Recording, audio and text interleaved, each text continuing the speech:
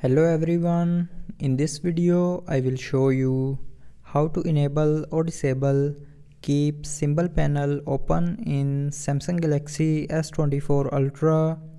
So before starting the video, don't forget to subscribe the channel and also press the bell icon. So first of all, open settings. Now in settings, scroll down and click on general management. Now in general management, click on Samsung keyboard settings, and here in Samsung keyboard settings, scroll down and here click on swipe, touch and feedback. Now here you will see a keep symbol panel open button.